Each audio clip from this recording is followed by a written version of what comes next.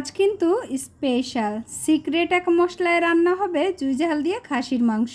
আসসালামু আলাইকুম, welcome to Khadija's kitchen. প্রথমে সকল উপকরণ গুছিয়ে নিয়েছি, এতে করে রান্না সহজ হয়। 1.5 কেজি খাসির মাংস নিয়েছি, আলু নিয়েছি বেশ খানিকটা বড় বড় করে, লবণ, হলুদ, মরিচ, ধনে, ভাজা জিরের গুঁড়ো, গোলমরিচের গুঁড়ো, মোটা মোটা করে পেঁয়াজ নিয়েছি, কাঁচামরিচ, রসুন, চুইঝাল, আদা রসুন বাটা, তেজপাতা, লং, দারুচিনি, এলাচ, সব মশলাগুলো পরিমাপ মতো নিয়ে নিয়েছি। কড়াইতে সরিষার তেল দিয়ে দিয়েছি আর দিয়েছি পেঁয়াজগুলো। আমি সব সময় পেঁয়াজ এমন মোটা করে দিয়ে থাকি গরু খাসির মাংসে। পেঁয়াজটা ভাজা ভাজা হয়ে এলে মাংসটা দিয়ে দিব। মাংসটা দিয়ে একটু মিলিয়ে নিয়েই তারপরে শুকনো উপকরণগুলো এইখানে আমি দিয়ে দিব। শুকনো উপকরণগুলো দিয়ে বেশ খানিকক্ষণ কিন্তু কষিয়ে নিব। খুব ভালো করে মিলিয়ে ঢাকনা দিয়ে ঢেকে দিব। একটু পরপর ঢাকনাটা তুলে উল্টে পাল্টে নেড়ে দিতে হবে। এই যে মাংস থেকে কত পানি ছেড়ে এসেছে, এই পানিটা 90% শুকিয়ে নিব। এই যে দেখুন অনেকটাই কমে এসেছে আর তেলগুলো কিন্তু ছেড়ে এসেছে, এখনও কিন্তু নিচে বসে যায়নি। এবার এক এক করে অন্যান্য মশলাগুলো দিয়ে দিব। গরম মশলা দিয়ে দিব, রসুনগুলো দিয়ে দিব, আদা রসুন পেস্ট, শুধু কাঁচামরিচ বাদ দিয়ে বাকি সকল মশলা দিয়ে দিব। সামান্য একটু হাফ কাপের মতো পানি দিয়েছি মশলাটা মিলানোর জন্য। খুব ভালো করে নেড়ে চেড়ে মশলা মিলিয়ে ঢাকনা দিয়ে ঢেকে জাল করব।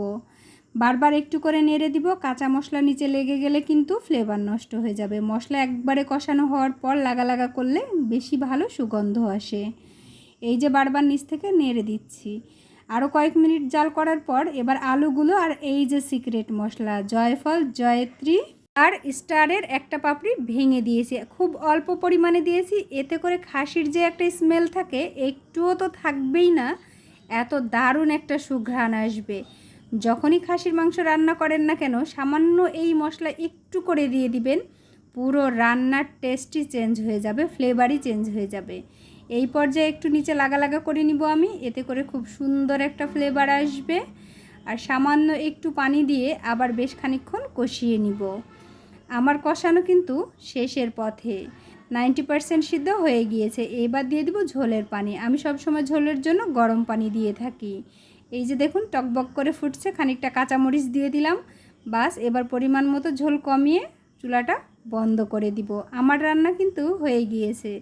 এই যে এখন আমি চুলার ফ্লেম বন্ধ করে দিব।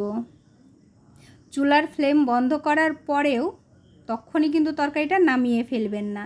মিনিমাম 10 মিনিট ঢাকনা দিয়ে ঢেকে রেখে দিন। এতে করে যে ভিতর থেকে তেলটা ছেড়ে আসে আর কালারটা ছেড়ে আসে, এইটা কিন্তু অপূর্ব হয়। এই যে দেখুন আমি সব সময় কিন্তু এটাই করে থাকি, এই কারণে আমার তরকারির কালার সব সময় সুন্দর থাকে।